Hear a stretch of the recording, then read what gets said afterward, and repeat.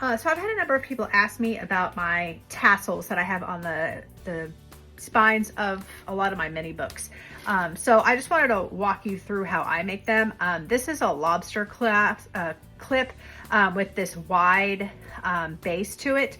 I got these off Amazon. If you go to tenaciouslyremember.com and go to this recommended supplies and tools, there's a link there. And then again, full disclosure, it is an affiliate program, so I might get a few cents if you order from there. But anyway, I think it's a pack of 50.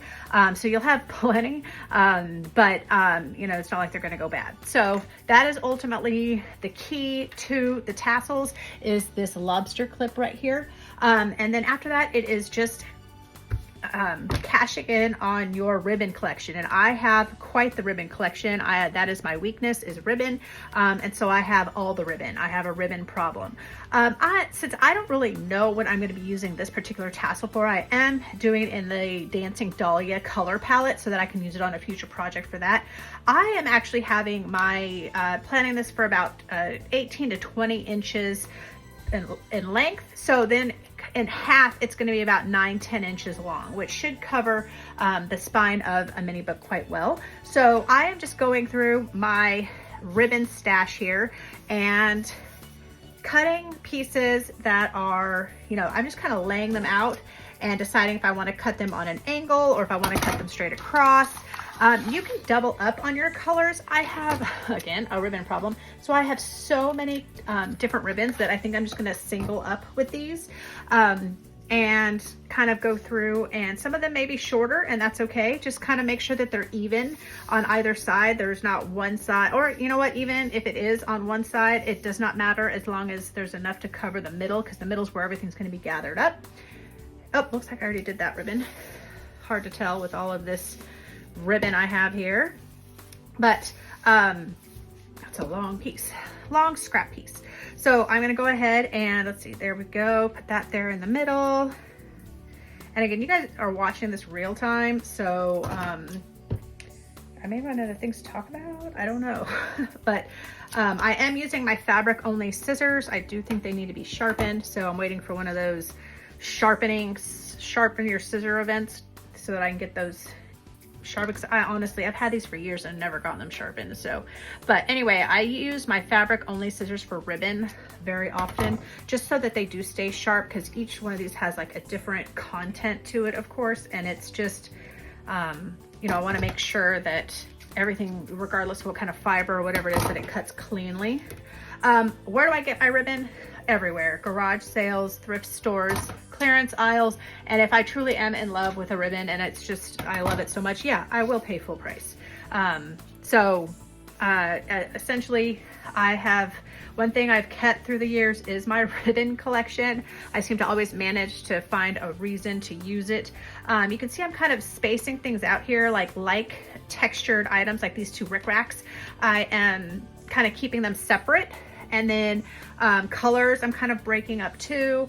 And then there's some pink fiber and some gold fiber. I'm going to kind of put it away from this ribbon with the gold in it.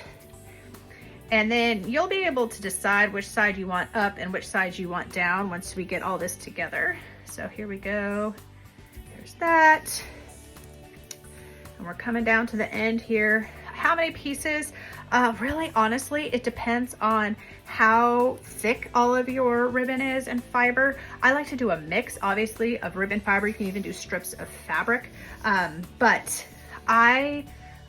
you want it to be able to go through this lobster clip. So you don't want it to be too thick, but at the same time, you don't want it to look skimpy either. So I'm saving this piece because we're going to be using this to finish things off. So what I do is I just go ahead and guess where the middle is. Again, I kept this out just so I could kind of keep things even. But once you kind of decide where middle is, you just want to make sure all your ends, there's ends on both sides. It's pretty even if that's what you want, because this is going to be the tough, slightly time-consuming part. So I take my fibers, and you don't want to do it super tight because you don't want to dent any of the ribbon or the fiber or anything, tear anything, distort it. But ultimately, you have to send all of this through this lobster clip. And so to do that, by twisting it like that, all the ends kind of stay together. Now, you're always going to have a straggler piece.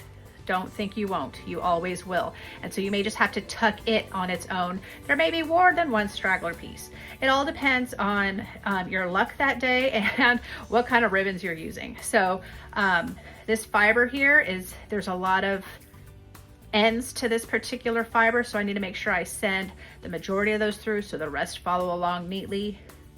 And then just gently, again, keeping with the twisting, gentle. You don't want it to be too tight, but it does help keep all those ends in line for you.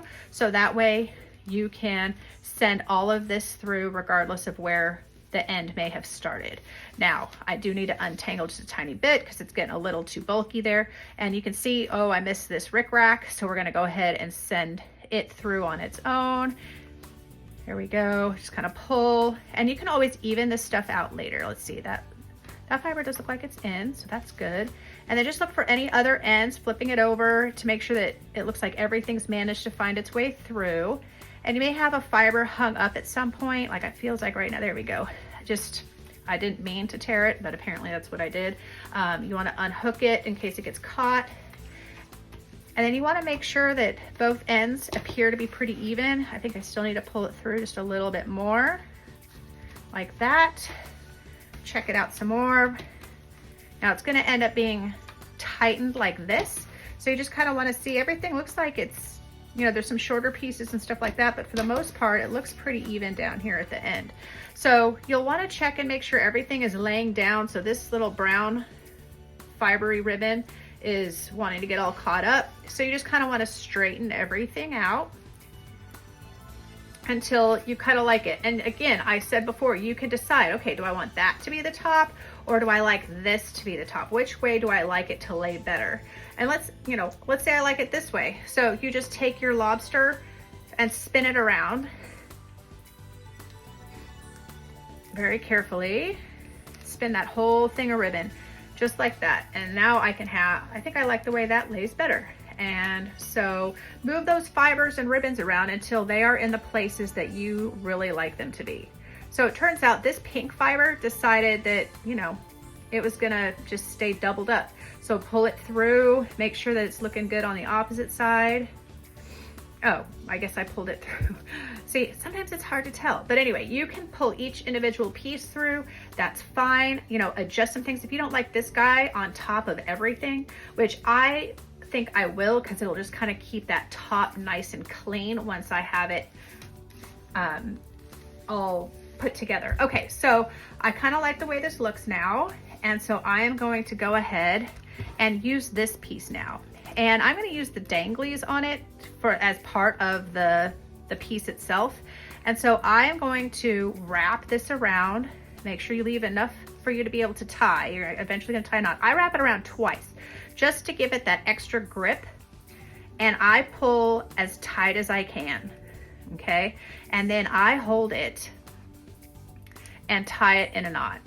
So you may need to use teeth. Don't do that. Your dentist will hate you for it.